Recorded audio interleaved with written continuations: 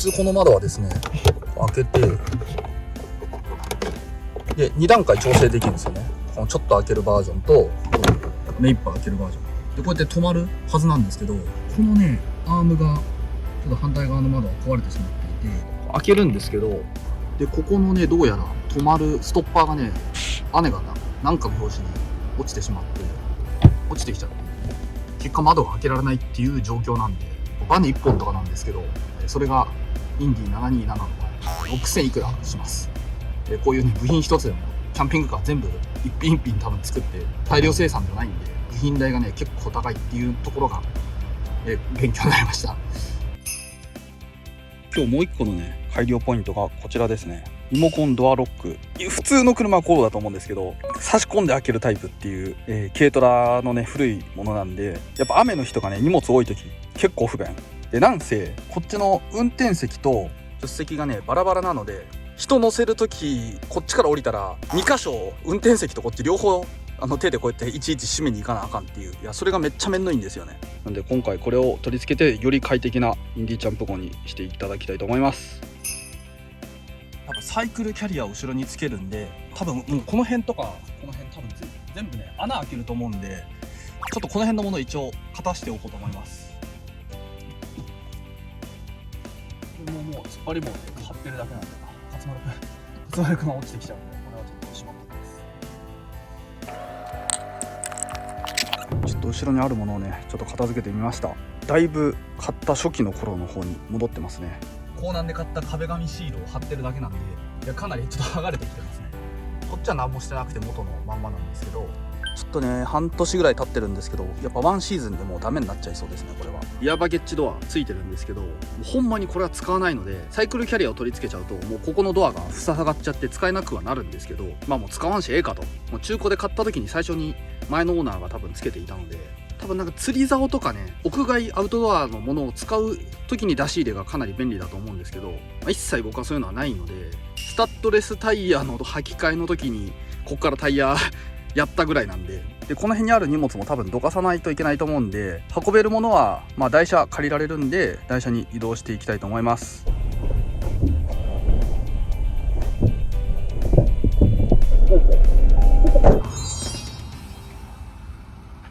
今ねインディチャンプ号無事に預けてきました。そしてね台車に乗ってるんですけど、いや久しぶりに普通の車、軽自動車なんですけど、いや乗り足が違うね。競馬の騎手がねよくパドックで馬のなんか背中乗れば分かるとかね、能力がすごいとかバネを感じるとか言うんですけど、まさにその感じだなと。インディチャンプ号からね最新の軽自動車に乗ると同じ軽なのに、インディチャンプ号騒音がねもうウィーンってエンジンの回転音がねものすごかったんで、それと比べるとなんて快適なんだと。やはりね乗り味を取るか居住空間を取るか、何かを得るには何かを捨てないといけないので、普通の自動車は乗り味がいい分住むことはできないので一長一短だなと。実際ねこの普通の軽自動車で車中泊ってできるのかどうか、ちょっと今ねそれを見ようかなと思います。今台車のねこれ荷台なんですけど、一応布団とかここでも車中泊できるかなと思って持ってきたんですが、いやーこれきついですね。もう普通の軽自動車なので斜めってもいるし、そもそもサイズが無理なのでちょっと車中泊は無理っぽいですね。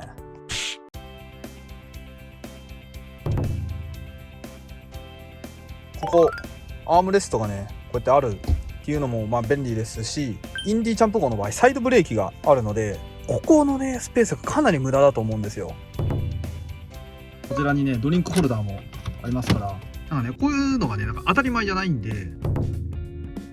サイドミラーがねちゃんとこれ横長なので、今のインディチャンプ号は軽トラなんで縦長になっていて折りたためないんですよ。しかもでもちろん鍵はねキーレスでもうワンタッチでね、開け閉めで、しかもこれ勝手に開くんですよ。ミラーすごくないですか？これ今ロックするとすごいですよね。超便利やんと思って、なんか俺がタイムスリップしてきただけ。ちなみにこの車は軽自動車ですけどリッター21キロですね。なのでインディチャンプ号がこの間測った時 10.2 とかだったんで、同じガソリンの量で倍走ると、マジか、ちょっとショックですね。要するにガソリン代倍かかってる計算ですよね。この車だったらリッター170円のところ、インディチャンプ号の場合340円かかっているという計算になるので、今ね高速道路を走っているんですが、このね普通の車とインディ727に乗っていた、両方の感覚をね今新鮮なうちにちょっとね紹介しておこうと思います。普通の自動車とねキャンピングカーのね乗り心地とかね操縦性の違いをね知っておくことによって、事前に知っておけばねこういうものかっていうことがね理解できると思うんで、まだねキャンピングカー購入を考えてるって方のね参考になればかなと思います。一つはやはりね加速のね速さがもう全然違います。もうかなりスピードの乗りがいいですね。キャンピングカーは80キロとかまで乗るまでにすごいエンジンがグイーンって音もうるさいし時間もかかるんですけど、加速のね瞬発力のね違いっていうのが感じられました。キャンピングカーはねもう総重量もう軽く1トンを超えてきてますから、やはりブレーキを早めにね結構踏まないと止まらないんですよね。対して普通の自動車乗ってますけど、ちょっと踏んだらもう超大ブレーキですよ。キャンピングカーの感覚に慣れてしまっているので、加速と減速にねちょっと慣れてない感じがあります。いやそれぐらいやはりキャンピングカーちょっとね重いし、反応がねズブイって言わないか、ズブイは競馬用語なんですけど、反応が遅い、そうですね、鈍いですねっていう感覚があるので、そこがね本当に大きな違いだなと。僕が一番はその揺れが結構気にはなっていたので、インディ727は結構段差とかでかなり揺れて、それで結構疲れるっていうところがあったのと、あと音ですね。騒音がかなりうるさいので、人を乗せてねもう高速道路なんか走った暁には何も聞こえませんよ、会話。みたいな感じになるんで、乗ってれば別にそこまで気にはなんないんですけど、普通の自動車に慣れている人は最初キャンピングカー乗るときにそういった抵抗があるかなと思いました。僕が言うてなんかネットで言われてるよりは走行に関してもそんなに不満はないんですけど、スピードもね普通に80キロとか100キロとかも、ね、出せますから、そこまで問題ないかなと思ってます。だからこれまた普通の2週間後ぐらいにインディ727を乗った時にそうズブさをね感じるんでしょうね。なんだこの反応の悪さと。ただ僕はそれを乗り越えてでもそれを超えるメリットがキャンピングカーにはもちろんあると思っていますので、僕はキャンピングカーのねこのバンライフをねもう推奨してますから。いや毎日違う景色で違うものを地域のものを食べたりするっていう、ね、楽しさがね、いや僕の場合はかなり心躍って毎日が新鮮でウキウキしてね、いやもう生きるの楽しいってなるんでインディチャンプ号が帰ってきました。サイクルキャリアコンテナボックス取り付けました。横から見るとこんな感じで、もともとは自転車を2台積めるようになっていて、こっちレールですね、ここに車輪を乗せて、実際ねロードバイクも乗せてハリケーンランゴを乗せてみたんですけど、ほんまに車体に取り付けてる感じですね。全くビクともしないんで。こちらねコンテナボックス、福天市場のアイリス大山で1万円ぐらいでしたね。ほんまはこのサイクルキャリアと同じ檜山製っていうね同じメーカーのものも売ってるんですけど、それが15万ぐらいするという、めちゃくちゃ高いんで、それは諦めて破格のこっちの1万円のやつにしました。ちょうど車体の幅とね全く一緒なんで奇跡ですよね。物自体が5万円ぐらいで、取り付け工賃がまた3万ぐらい、このコンテナボックスも1万円ぐらいなんで、全部でこの装備10万円ぐらいかかっている計算になります。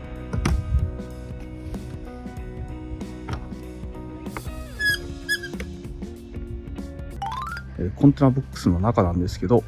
こんな感じで、結構横何メートルだっけな、結構な大きさがあるんですけど、今だったらこういう使わない、冬服とか、あと毛布、こちらが、備品類ですね。トイレットペーパーとか、ティッシュとかストック類ですね。あとはネジとか DIY 用品、めったに使わないものを入れています。これがバーベキューで使うような炭とか網とか、その辺をストックとして入れてます。いやこのね車内にこれだけのスペースが要はできたってことになるんで、かなり快適になりますね。取り付けなんですけど、ラチェット式っていうのかなっていうベルトで、これもコーナンで売ってました。でこれとサイクルキャリアを結びつけて、本体とですね、あと念のためベルトをもう1本、これもともとついてたやつかな、使って、固定してます。これ全く動かないんで、これが落ちることがね一番怖かったんですけど、なんとか大丈夫そうでした。いやー、なかなかねこの取り付け方法がねネットにないので結構苦労しましたね。サイクルキャリアとコンテナボックス取り付け方法がねわからない方はラチェット式っていうベルトを買えば、取り付けることができます。鍵はねこれ南京錠つけてますんでダイヤル式のやつにしました。キャンピングカーただでさえ鍵がたくさんあって大変なので、ここはねもうキーレスでいきたいなと思って、これもこうなんで1000円ぐらいで買いました。そしてインディ快適化2つ目、キーレスですね。ようやく念願の自動ドアになりました。今まではこれで鍵を開けるっていう非常にめんどくさいいつの車だよっていう感じだったんですけど、これを取り付けたことによって一発で鍵の開け閉めができるようになりました。いやめっちゃ楽ですね。でちょっと破損していた窓、こちら直っているんでしょうか。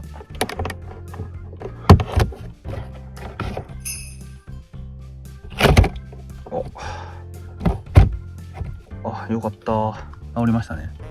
いやここのなんかバネみたいな1本で6600円。部品1つでねキャンピングカーは少し値段がね多分高いと思うんで、物をねなるべく壊さないで。サイクルキャリアもありますけど、全然開け閉め開閉そんなに問題なく、干渉しないんで、窓の修繕も無事に完了しました。今日はですねこちらに新しくね新テーブルを作っていこうと思います。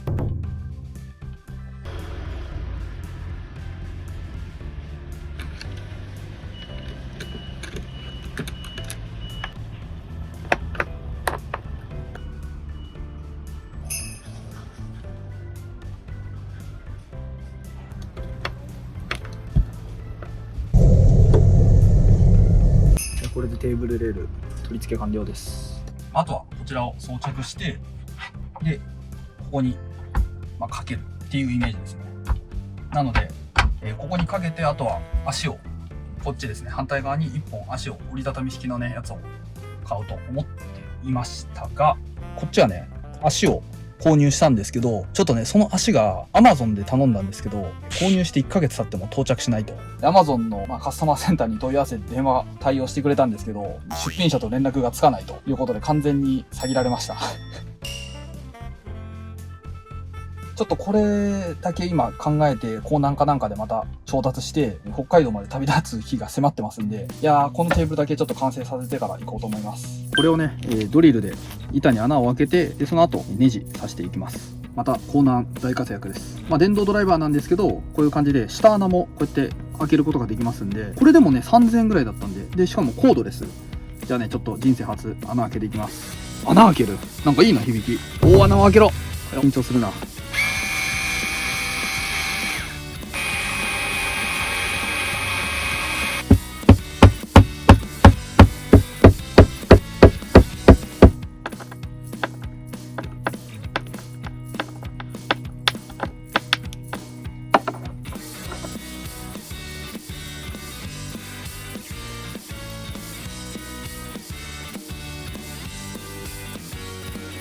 あとはここにつけたテーブルレールを、こちらにつなぐだけですね。よしよしよしよしよしよし。取り外しもできて、あとこれ固定もできるのかな。ちゃんとこれが上がるとちゃんと固定されて動かなくなりますね。これで動かなくなって、走行中でも大丈夫です。で外すときはここのボタンを押して、で取るって感じです。いや前テーブルをねなんかポール式のやつをコロコロ回してたんですけど、あれめっちゃ大変だったんで、いやこれがやりたかったんですよね。最新の軽キャンピングカーは大体こうなってるんですけど、いやーこれは大満足です。このポールというかもうただの木の箱ですけど、これを支えにしています。いい感じで、イメージとしてはこういうことですよね。いいんじゃないか意外と。寝る時のイメージなんですけど、ちょっとテーブルをねもうあっち側にやってしまおうかなと思ってます。今は下のボックスティッシュと、あとですね、これ実は延長テーブル取り付けていまして、この延長テーブルが下で支えてくれてることによって、ここに何も柱とか置かずに設置することができるのかなと目論んでます。でですね、ここにもスライドレールが必要になるんで、こういう感じでちょっとスライドレールここにも貼っつけようかなと思います。ほんまはドリルで開けるんですけど、ドリルで開けるか、まずは両面テープでちょっとくっつけてみて、ちょっと強度を確認してみたいと思います。これレールね、90センチかなこれと、あとこちらもう1個45センチぐらいだと思うんですけど、2本入りと、あとあれですね、止めるやつ、そのセットで9000円かな、1万円かな、まあまあ値段します。でこれ多分長いんでカットして使おうかなと思います。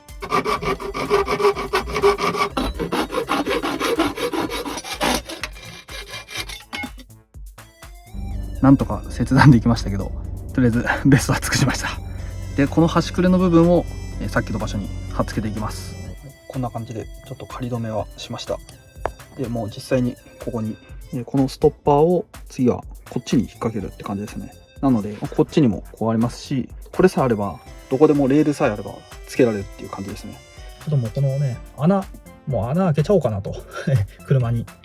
さすがに両面テープだとさすがに重さで落ちてきちゃうと思うんで、多分穴開けても大丈夫だと思うんで、ちょっとやってみたいと思います。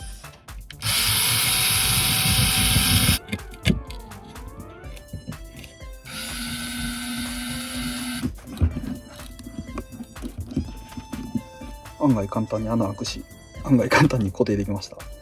よしよしよし、しっかりがっちりしてるし、いい感じ。高さがあってね、ちゃんとここに固定できるのかっていう最大のポイントです。よしよしよしよしよしよしよし、いいんじゃないか。あとはこれで自立してくれれば文句なしです。おお、いいんじゃないか。これはいいね。すげえ、なんかいい感じで木目調もマッチしてるし、なのでベッド展開するときはかなり端の方になるので、いやーすごいな。こっち側がかなり広々して、布団とかねかなり敷きやすいんじゃないかと思います。朝起きた時はこっちのやつを外してもここに持ってくるだけっていう感じなんで、ちょっとそれも今やってみましょう。はい、感じ完璧ですね。机これかなり広いですね。横が70センチ、奥行きが、普通のサイズがまず35センチなんですけど、こちらに延長テーブル置いたことによって、60センチ近くまで行くんで、奥行きも広々あって、仕事するにはねかなりいいデスクだと思います。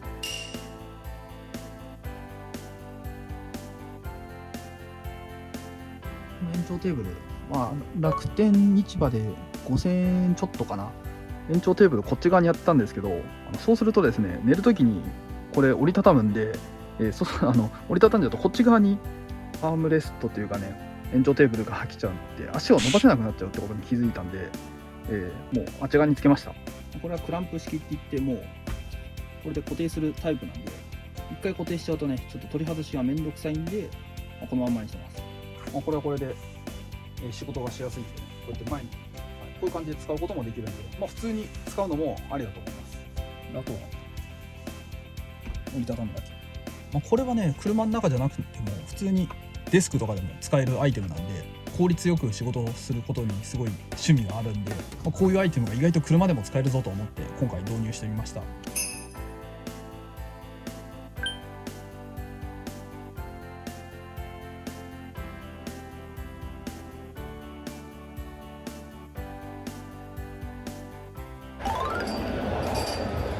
今日はですね、こちらの素材を使ってですね、テーブルの足を作っていこうと思います。現在のテーブルの状況なんですが、スライドレールで固定することはできているんですが、折りたたみのね足を Amazon で発注したんですが、それがね、詐欺だったということで、商品が送られてこないっていうハプニングがあって、現在段ボールをただ置いているだけと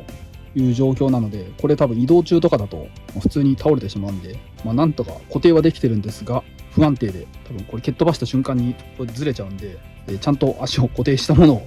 作ろうと思います。で買ってきたのがこちらのまずパイプですね。ちょうどね高さが合うようなパイプがあったんで買ってきました。これを普通にここに差し込むっていうイメージですね。ちょっとね、高さが微妙に違うんで、そこはね、ちょっとアジャスターも買ってきました。固定する方法が、ジョイントっていうものですね。70円ぐらいでした。これをテーブルの裏にくっつけて、で、ここにちょうど刺すっていう、そんなイメージです。もうほぼ刺すだけですね。で、これをテーブルに固定するのが、ネジ刺すか、接着剤でこうやってくっつけようかなというイメージでしたけど、あとはこれね、高さ調整アジャスター。これで高さを調整することができるみたいなんで、ちょっとね、微妙に高さが足りない分は、これでちょっと補強しようかなと思ってます。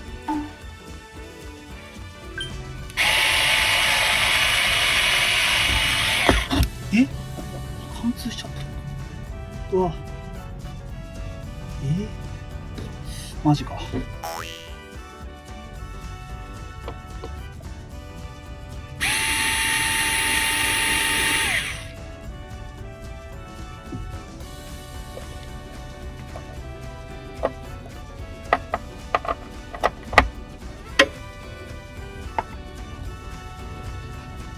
こんな感じですね。ここにあとはポールを差し込みます。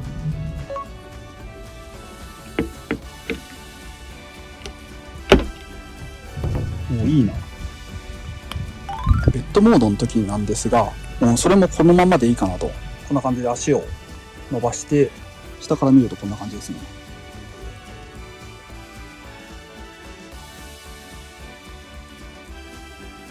というわけでですね、インディチャンプ号かなり快適になりました。これでね、もう容量も増えて、多分もうできる進化ほぼ全てやったんじゃないかというぐらい、あと、贅沢言うならソーラーパネルぐらいですかね。軽キャンピングカーのね、できる限界までついに